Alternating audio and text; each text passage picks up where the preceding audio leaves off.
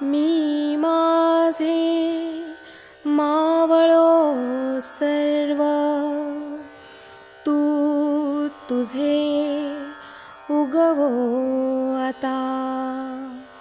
मी तू पण जगन्नाथा, होवो एकचितत्वता.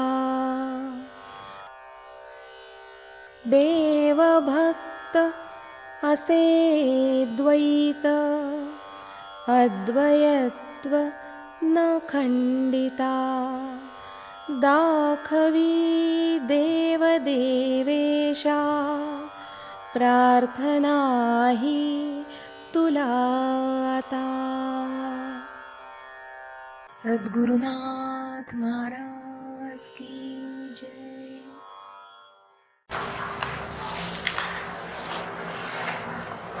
अनेक बाहुर दर्व वक्त्र नेत्रम अवक्त्र नेत्रम पश्यामि त्वां सर्वतो अनंत रूपम नांतम न मध्यम न पुनस्तवादिम पश्यामि विश्वेश्वर विश्वरूपम. हा श्लोक आपण मागच्या वेळेला इथपर्यंत आलो होतो.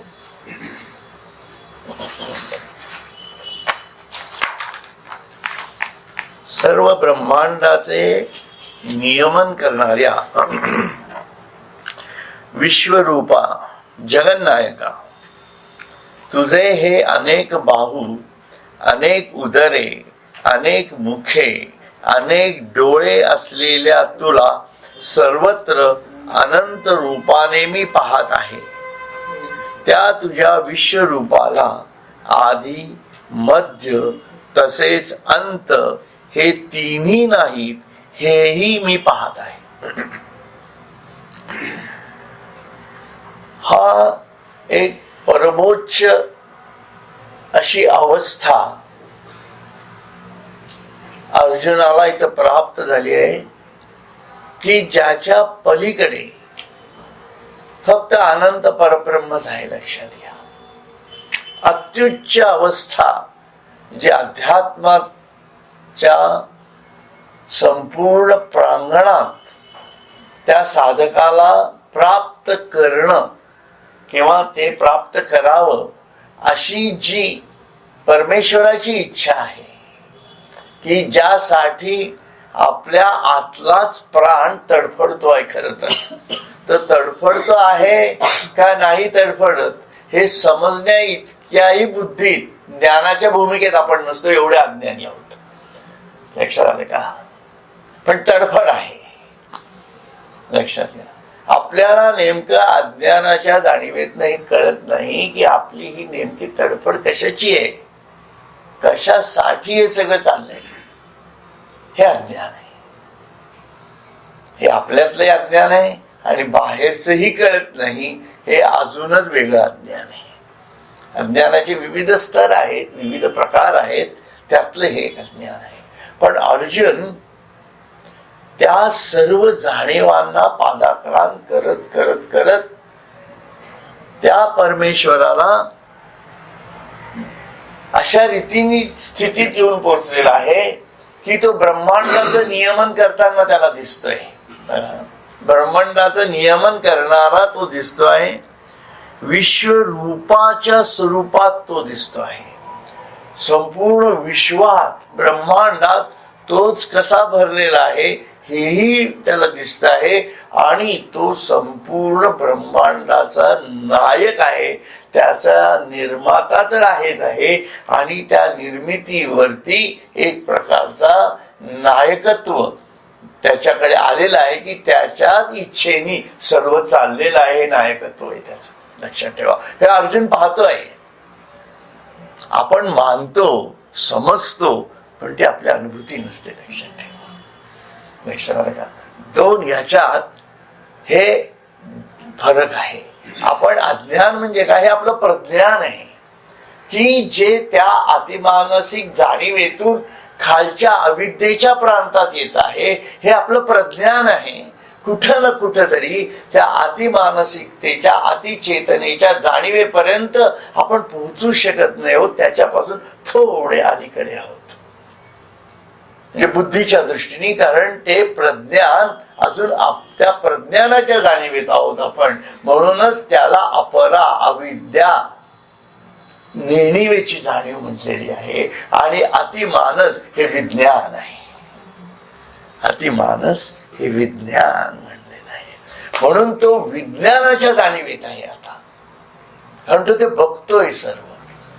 हा खूप सटल फरक आहे, लक्षात घ्या. सूक्ष्म फरक म्हणा किंवा एक वेगळी जाणीव आहे. आणि इथं खरी भगवद्गीतेची कास लागलेली. श्रीकृष्णाला जे नेमकं अर्जुनामधलं परिवर्तन घडवायचं आहे ना, ते नेमकं इथं घडलेलं आहे. जे वेदांनी सांगितलं आहे, जे उपनिषदांनी सांगितलेलं आहे, ती नेमकी जाणीव भगवद्गीतेने या ठिकाणी आणून पोचत केलेली अर्जुनाला. लक्षात घ्या, हे प्रज्ञान आणि विज्ञान याच्यातला जो फरक आहे, तो फरक इथे नेमक्या स्वरूपामध्ये आपल्याला दिसेल.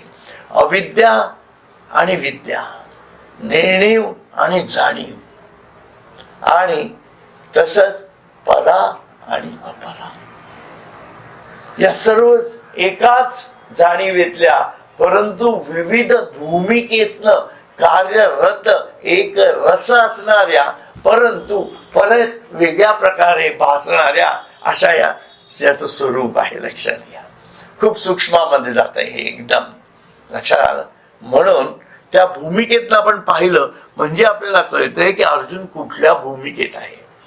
अर्जुनाची मानसिकता जर आपण गाठू शकलो ना, तर काय गरजच नाही, गरजच नाही म्हणजे कुठल्याच गोष्टीची गरज नाही. लक्षात आलं. अर्जुनाची मानसिकता आणि संजय पण त्याच्या बरोबरीने चाललेला आहे. लक्षात घ्या.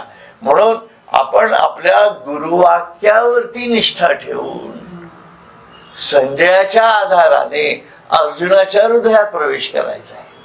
कारण संजयाने अर्जुनाच्या हृदयात प्रवेश केलाय, कारण संजय अर्जुनाची स्थिती सांगतोय. मागच्या झालंय हे आपलं. लक्षात घ्या, या खूप वेगळ्या प्रकारच्या गोष्टी आहेत. लक्षात घ्या, म्हणजे गजानन महाराजांनी ज्ञानेश्वर महाराजांचं हृदय ओपन करून सांगायचं, कसं वेगळं गणित आहे ना हे. म्हणजे उदाहरणासाठी सांगितलं मी तुम्हाला, कुठले एक नाव आले म्हणून मी तोंडात. म्हणजे कुठल्याही संतांनी दुसऱ्या संताचं महात्म्य सांगणं किंवा आपल्या गुरूंचं कौतुक दुसऱ्या संतांनी जर केलं तर साहजिकच त्या शिष्याला खूप बरं वाटतं. लक्षात घ्या, एक स्वभाव आहे हा, आणि ती भक्ती वाढवणं हे या संतांचं कार्य असतं. म्हणजे जसं आता टेंबे स्वामी जेव्हा शेगावला गेले होते तेव्हा ते काय एकटे गेले होते का? एकटे नव्हते गेले ना, त्यांच्याबरोबर शिष्य परिवार असणार आहे. मग गजानन महाराजांनी जी सर्व व्यवस्था त्या ठेवलेली होती, ते कुत्र मरून पडलं होतं, त्याच्या जवळ गेले आणि पायाने हे केलं, त्यांना या म्हणाले, बसा म्हणाले असतील, काय जो काही त्यांचा केलं, तर त्यांच्या त्यावेळेच्या शिष्यांना त्यांना काय वाटलं असेल, अरे काय आपले सद्गुरू मोठे आहेत. लक्षात आले का? ही जी भाव, याचा अर्थ गजानन महाराज कमी आहेत का? हा विषय नाहीये तिथं. लक्षात घ्या, विषय तो नाहीये की अज्ञानातल्या लोकांची भक्ती कशी वाढवायची, हा महत्वाचा विषय असतो त्याच्यामधला. म्हणून हे जेव्हा आपण समजू, म्हणजे हे खूपच मी तुम्हाला म्हणजे व्यावहारिक स्वरूपातल्या उदाहरणातनं सांगितलं, परंतु ही घटना अशी अतिमानसिक जाणीवेतनं शिरतीये पुढे. बघा कशी, तुझे हे अनेक बाहू, अनेक उदरे, अनेक मुखे, अनेक डोळे असलेल्या तुला सर्वत्र अनंत रूपाने मी पाहत आहे. म्हणजे आता अनंताचं अनंतत्व अनेक डोळ्यातनं, आणि याची दिव्य दृष्टीच आहे फक्त, आणि त्या दिव्य दृष्टीतनं त्याला अनंत डोळे दिसताय, अनंत उदर दिसताय. म्हणजे काहीतरी त्याला या विश्वरूपाच्या जाणीवेमध्ये सगुणातही दिसतंय. लक्षात का? त्याला दिसतंय असं म्हटलेलं आहे. लक्षात. परंतु सगुणात दृष्टीतली आपली दृष्टी आणि दिव्य दृष्टीतनं दिसणार ब्रह्मांडाचं स्वरूप, सगुण स्वरूप, यातला हा भेद आहे थोडक्यामध्ये. लक्षात आपण रामाची फोटो पाहतो, बरोबर आहे, ही आपली दृष्टी आहे, बरोबर. परंतु या रामाच्या व्यक्तिमत्वामधनं खरोखर त्याच्या विश्वरूप कसं आहे हे बघण्यासाठी दृष्टी वेगळी लागणार आहे ना. पण त्या दृष्टीतनं परत त्याचं वैश्विक सगुण स्वरूप दिसतंय, वैश्विक सगुण स्वरूप तो पाहतोय, त्याच लक्षात आलं. म्हणून हे दिव्य वैश्विक सगुण म्हणून ही अतिचेतनेच्या अवस्थेतली जाणीव असं म्हटलेलं आहे त्याच्यात. लक्षात आलं, हा महत्वाचा विषय आहे तिथं.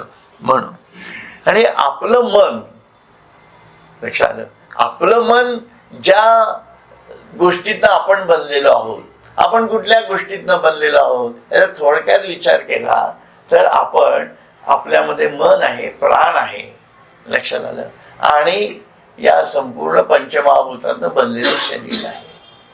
ही आपल्या जाणीव आहेत आणि पंचमहाभूत सुद्धा ज्याच्यातनं बनलेली आहेत. आपण त्याच्यामुळे आपण ऑटोमॅटिक शरीरात बद्ध पडल्यामुळे अज्ञानात येतो आहोत.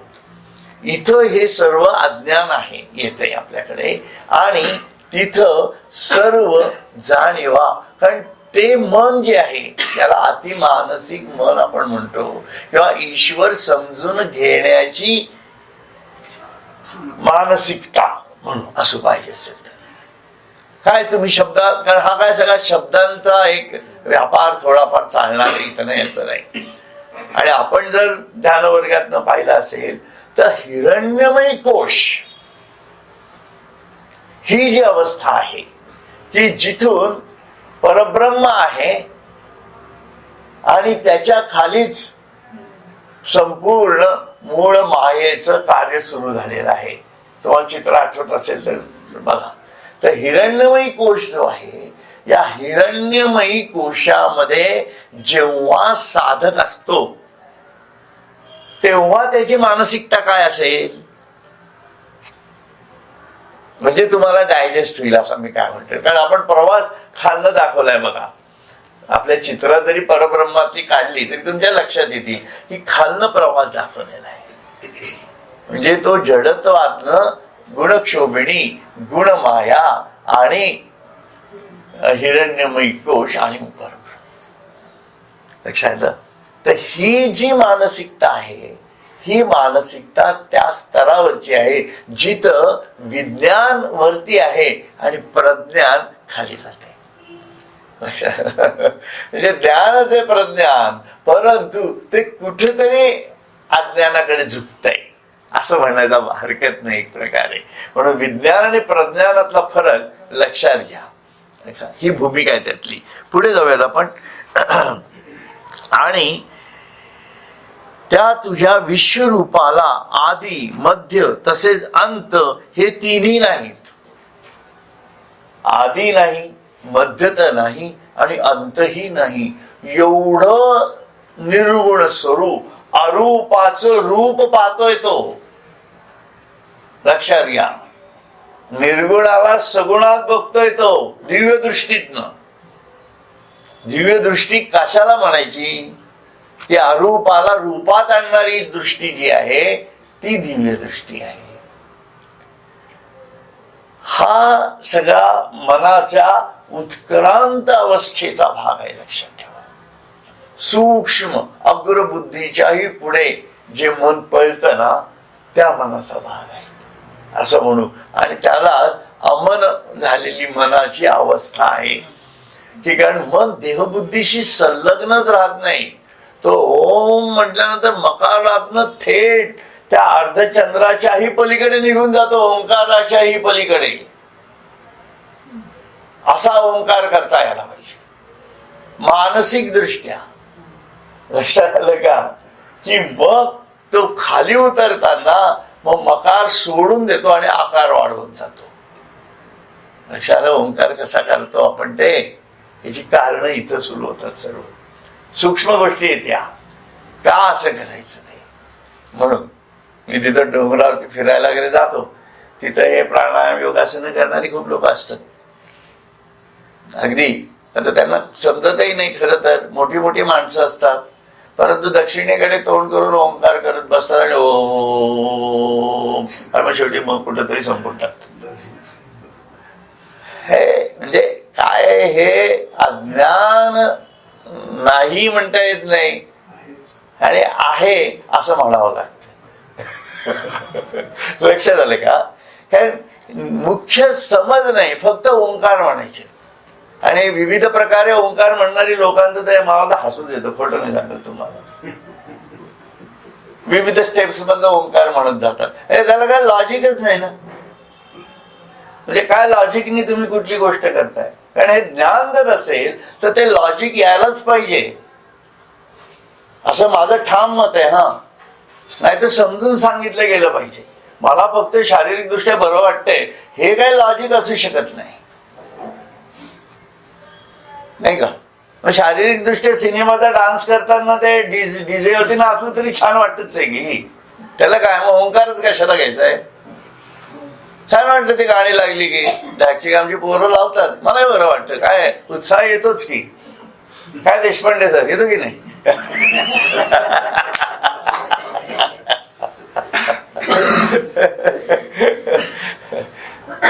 सांगण्याचा हेतू तो आहे. म्हणून अनंत रूपाने मी पाहते, त्या तुझ्या विश्वरूपाला आधी मध्य तसेच अंत हे तिन्ही नाहीत. म्हणून मी ओंकार सांगितलं. ओंकार का म्हणतोय मी? कारण ओंकाराच्या पलीकडे जायचे. ओंकार हे त्याचं अनाहत स्वरूप आहे आणि श्रीराम हे त्याच्याही खालचं आहत स्वरूप आहे. म्हणून श्रीराम, ओम श्रीराम, आधी बीज ओंकार आणि मग परब्रह्म. या स्टेप्स आहेत त्याच्यातल्या. हे खालच्यांना कमतरता कमीपणा आहे असं नाही मला म्हणण्याचा भाग. त्याच्या एक ज्ञानाच्या अवस्था आहे, बरोबर आहे की नाही? त्यामुळे शिक्षण हे शिक्षणच आहे, त्याबद्दल वाद नाहीये. कुठलं कमी दर्जाचं उच्च असा विषय नाहीये, पण त्याच्या वरचा अजून एक आहे ना. हे योगी अरविंदांना किंवा सर्व संतांना, ज्ञानेश्वरांना जे सांगायचं ते सांगायचंय की तुम्ही वरच्या स्टेजवरती जा, लिफ्ट युअर सेल्फ, अपलिफ्ट करा सातत्याने, आहे की नाही? असे तिन्ही नाहीत हेही मी पाहत आहे. म्हणजे त्याचं संपूर्ण अरूपाचं रूप तो तिथं पाहतो आहे. लक्षात घ्या, खूप सुंदर आहे हे. त्या दिव्य चक्षुचेनी पैसे चहूकडे जव पाहत असे तव दोर्दंडिका जैसे आकाश कोंबले. हे देवा, तू दिलेल्या ज्ञानदृष्टीचा संपूर्ण विकास करून, बघा ज्ञानदृष्टी दिली पण त्या ज्ञानदृष्टीचाही पुढे विकास केलाय. लक्षात आलं का? म्हणजे काय, आपल्याला ज्ञान मिळालं, समजा धरून चला आपण ध्यान वर्ग केला, ज्ञान मिळालं, पण पुढे विकास करणं गरजेचं आहे ना. नाही तर एकदा केलं विसरून गेले. किती 165 लोक आहेत ग्रुपवर, हा उपयोग आहे का त्याचा? नाराज नाही करायचंय आपल्याला कोणाला, परंतु त्याचा उपयोग तुम्ही रोजच्या ह्याच्यात काय करताय हे बघितलं पाहिजे ना. नाही तर काय ते तिथंच थिजणार आहे. लक्षात घ्या, ते ज्ञान थिजून गेलं की काय उपयोग नाहीये.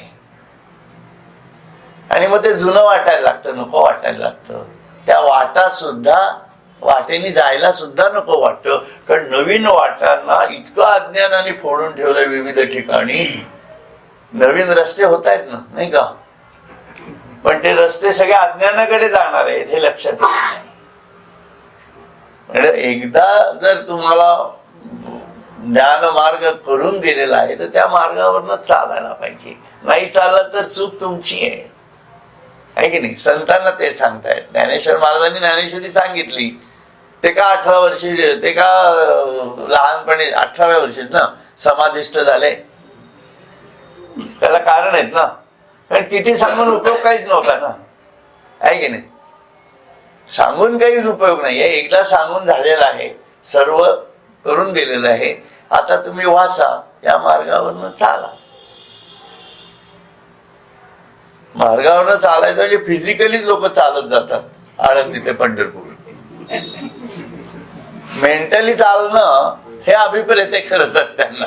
म्हणजे नुसतं रामकृष्ण हरी मंत्र म्हणत गेले तरी शेवटी राम काय, कृष्ण काय, हरी काय हे तर कळलं पाहिजे ना.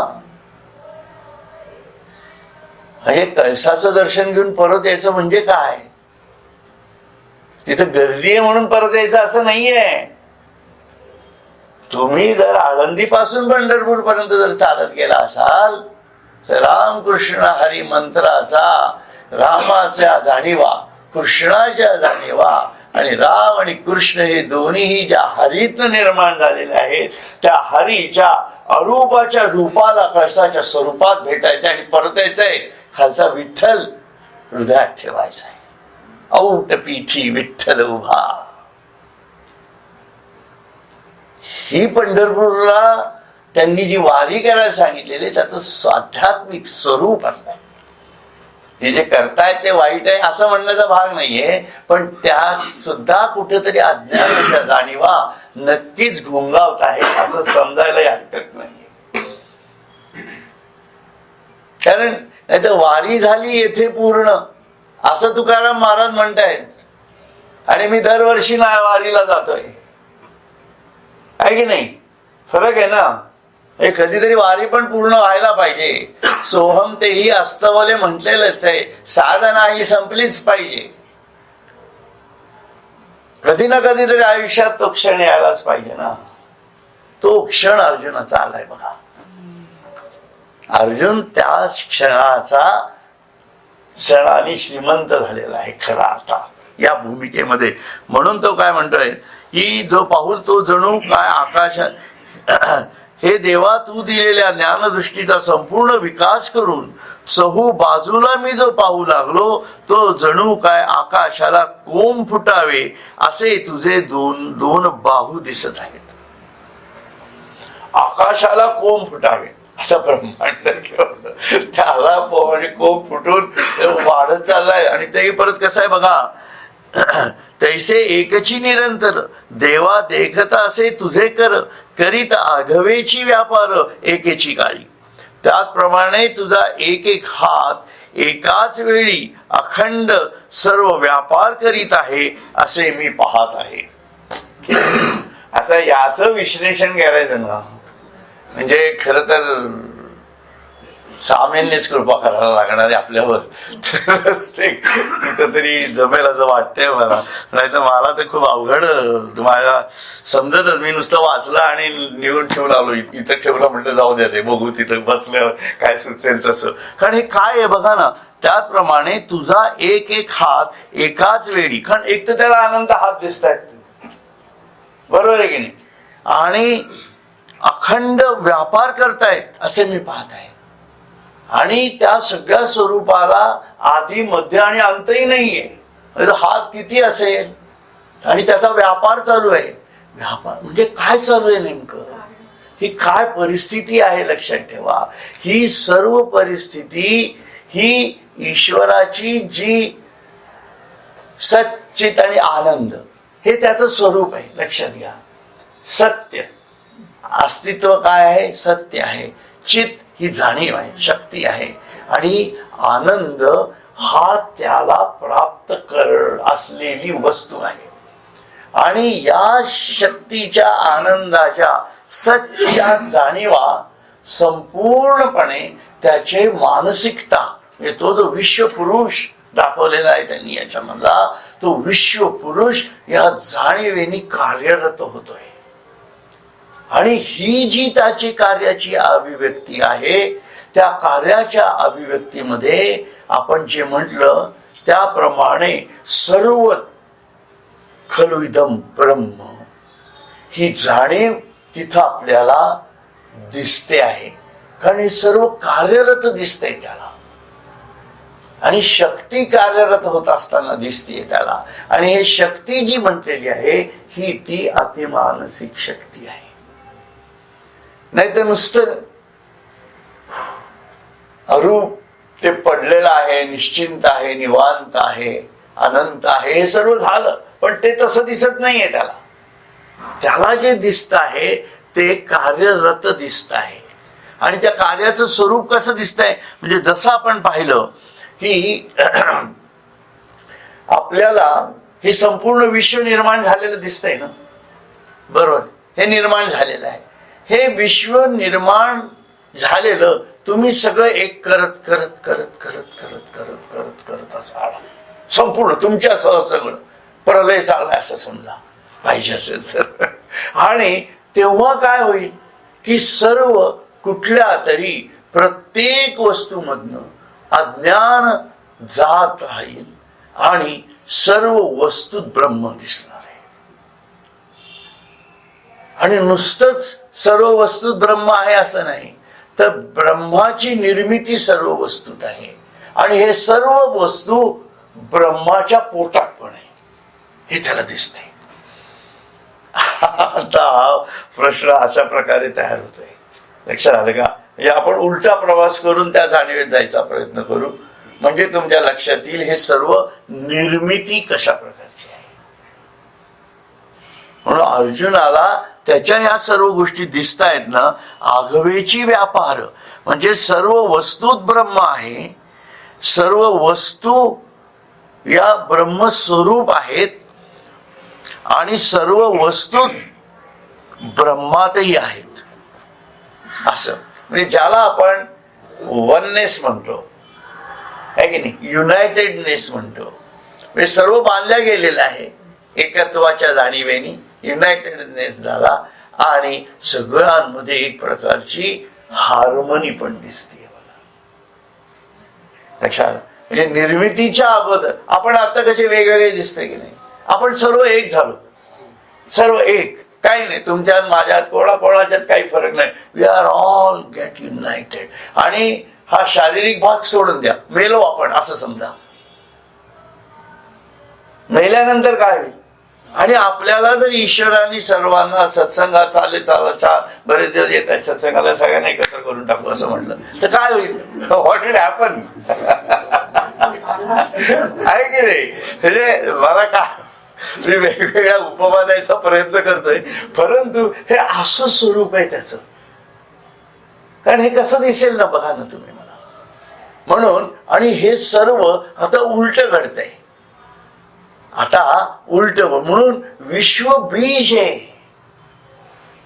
विश्व बीजाच्या कुंभाला कुठतरी फुटत एक एक एक एक वेगळेपणा येतोय. पण अगोदर स्थिती काय आहे? सर्व एक आहे. आणि प्रत्येक अस्तित्वाला निर्मितीच्या अगोदर ब्रह्माची जाणीव आहे. लक्षात ठेवा, एकत्व आहे. आणि मग हे जे पंचमहाभूतातनं हे जे मूळ द्रव्य तयार झालेले आहेत, याच्यातनं मग वस्तू रूपात अस्तित्व तयार होत आहे. हे त्याला दिसतंय. ते हात काय करतायत? ते हात काय करतायत? लक्षात घ्या. हात हे कर्माचं लक्षण दाखवलेलं आहे. म्हणून हा विचार मी तुम्हाला इथं सांगतोय. हाताने कर्म होत आहे ना, चालू आहे. ते कर्म कशा स्वरूपात आहे हे अशा प्रकारचं आहे. म्हणून अगोदर हे सर्व जेव्हा होतं अतिमानसिक जाणीवेमध्ये, तेव्हा काळाच्या अतीत होतं. आणि त्यानंतर हे काळाच्या रूपामध्ये आलं. काळाच्या रूपात आलं ना, तो फरक पडला तिथं. हा जो फरक पडलेला आहे, काळाच्या अस्तित्वाला काळाच्या नियतीमध्ये बांधल्या गेलं. ही त्याच्यातली मुख्य भूमिका आपण लक्षात घ्या. म्हणजे तो नेमकं काय पाहतो आहे हे कळेल. विश्वरूप दर्शनामध्ये अर्जुन नेमकं काय दृष्टीतलं पाहतो आहे, ती दृष्टी जोपर्यंत आपल्याला प्राप्त होणार नाही, तो दृष्टिकोन म्हणू पाहिजे असेल तर, तोपर्यंत अर्जुन नेमका कुठल्या आनंदात उपभोगतो आहे हेच आपल्याला कळणार नाही. नुसतं आपलं त्याचे 4 हात होते, 100 हात होते, हजारो हात होते वगैरे, अशात याला काही लॉजिकच राहत नाही ना. हे ज्ञानेश्वरांनी लिहिलेलं आहे. हो. आणि त्या हाताला चलनवलन दिलेलंय. आणि ते कारण वेळी अखंड एक एक हात एकाच वेळी अखंड सर्व व्यापार करीत आहे असे मी पाहत आहे, असं कशाला म्हटलं असतं ते? कारण हा व्यापार दिसला पाहिजे, आणि हा व्यापार जो आहे हा ईश्वराचा व्यापार अतिमानसिक जाणीवेतून घडतो आहे. म्हणजे कारण हा व्यापार मनाशी होईल कसा?